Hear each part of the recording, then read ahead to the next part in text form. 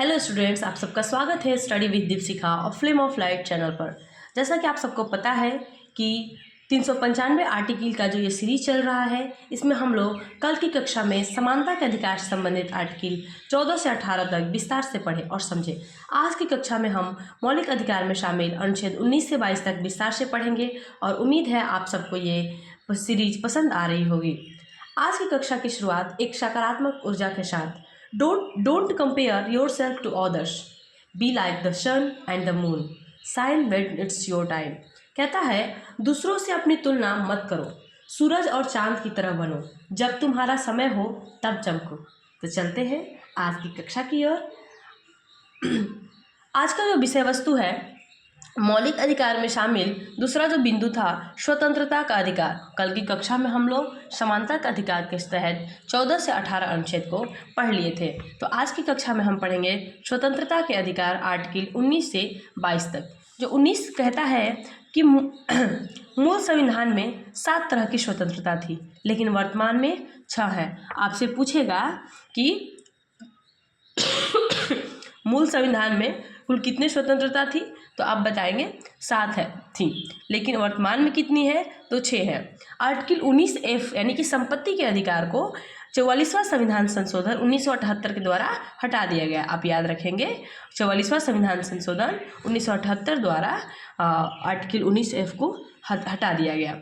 अब जो है 6 तरह की जो स्वतंत्रता है उसको देखते हैं। अनुच्छेद 19A बोलता है बोलने की स्वतंत्रता, फ्रीडम ऑफ स्पीच। अनुच्छेद 19A क्या कहता है?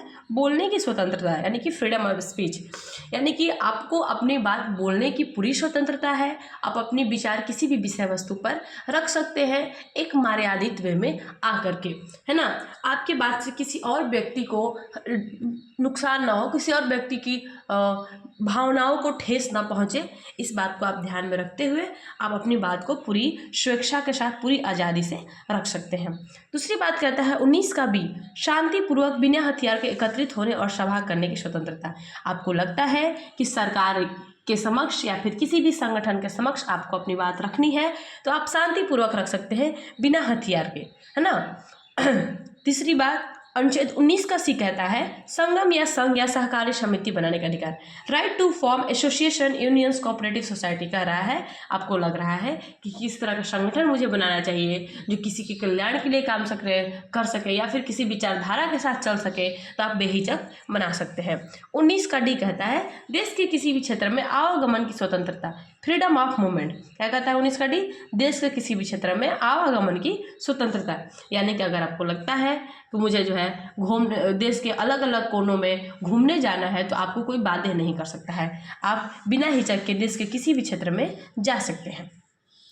अनुच्छेद 19 का ये कहता है देश के किसी भी क्षेत्र में निवास करने और बसने की स्वतंत्रता, right to reside and settle. आपको लग रहा है कि नहीं, हमें बिहार में नहीं यूपी में होना चाहिए, तो आप वहाँ भी जाकर के निवास कर सकते हैं।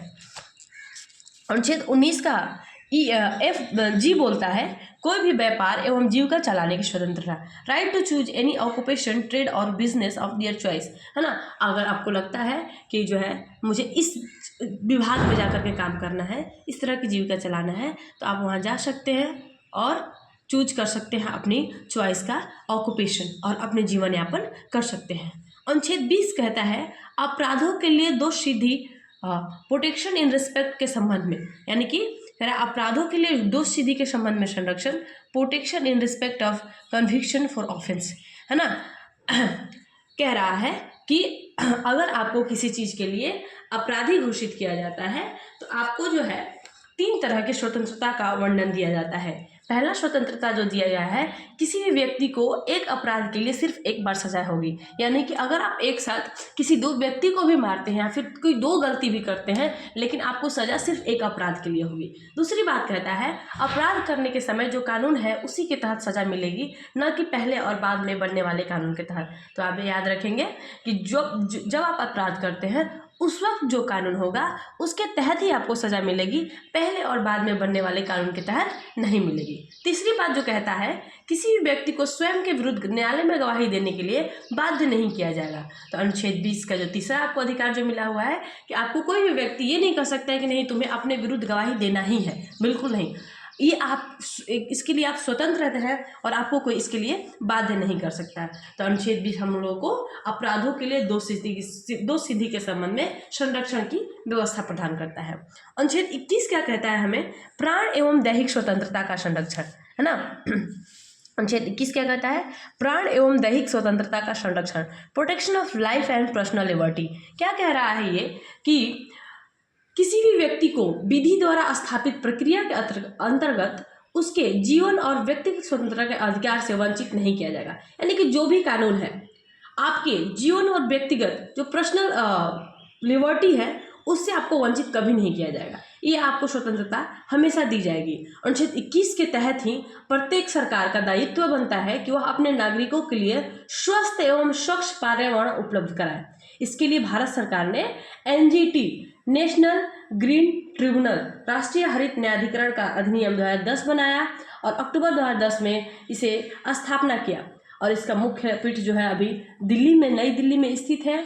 और इसकी 4 अन्य पीठें भी हैं, भोपाल में है, पुणे में है, कोलकाता में है और चेन्नई में है। तो आप याद रखेंगे 21 के तहत ही सरकार का दायित्व बनता है कि वो अपने नागरिकों के लिए स्वस्थ एवं स्वच्छ पर्यावरण उपलब्ध कराए। अनुच्छेद 21 का जो कहता है राज्य 6 से 14 वर्ष के बच्चों के लिए निःशुल्क एवं अनिवार्य शिक्षा उपलब्ध करवाए, है ना। क्या कहता है?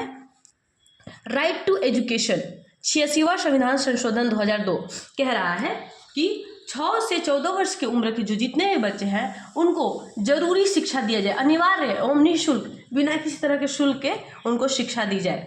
और ये कहता है 21 का एग्जाम पॉइंट ऑफ व्यू से ये अनुच्छेद बहुत ही इंपॉर्टेंट है, हर एग्जाम में पूछी जाती है कि अनुच्छेद 21 का क्या कहता है, या फिर ये पूछा जाएगा कि 6 से 14 वर्ष के बच्चों को निःशुल्क एवं अनिवार्य शिक्षा किस अनुच्छेद में शामिल किया गया है? तो अनुच्छेद 21 का अनुच्छेद 22 कुछ दशाओं में गिरफ्तारी और निरोध में संरक्षण।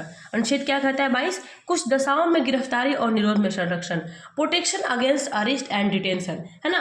कहता है कि अगर किसी भी व्यक्ति को मनमाने ढंग से हिरासत में ले लिया गया तो उसे 3 प्रकार की स्वतंत्रता दी जाएगी, है ना। कोई आया आपको और अरेस्ट कर लिया तो आपको 3 तरह की स्वतंत्रता दी जाएगी। पहला है कि हिरासत में लेने का कारण बताना होगा, है ना। अगर कोई आपको गिरफ्तारी करता है तो आपको क्या होगा? उसको आपको गिरफ्तार करने का कारण बताना होगा। दूसरी बात कहता है कि 24 घंटे के अंदर आने जाने के समय को छोड़ करके उसे दंडाधिकारी के समक्ष पेश करना होगा, है ना। जो भी अधिकारी होंगे उनके समक्ष क्या करना होगा? उसके 24 घंटे के अंदर पेश करना होगा। आने जाने के समय को इंक्लूड नहीं किया जाता इसमें। और तीसरी बात जो कहता है उसे अपने पसंद के वकील से सलाह लेने का भी अधिकार होगा। तो आप याद रखेंगे अनुच्छेद 22 क्या कहता है? कुछ दशाओं में गिरफ्तारी और निरोध में संरक्षण, जिनमें 3 तरह की बातें करता है। हिरासत में लेने का कारण बताना होगा। दूसरी बात 24 घंटे के अंदर जो दंडाधिकारी होगा उसके समक्ष पेश करना होगा। और तीसरी बात अपने मनपसंद के वकील से सलाह लेने का भी अधिकार होगा। तो आप जो है अनुच्छेद 15 से लेकर के 22 तक के अनुच्छेद को आप बखूबी पढ़ें। मुझे उम्मीद है कि आपको ये कक्षा पसंद आई होगी। स्वस्थ रहें, मस्त रहें और खूब पढ़ें। जय संविधान, जय भारत। एंड अगर ये कक्षा पसंद आ रही है तो like, subscribe and share and press bell icon for the next video. Thank you.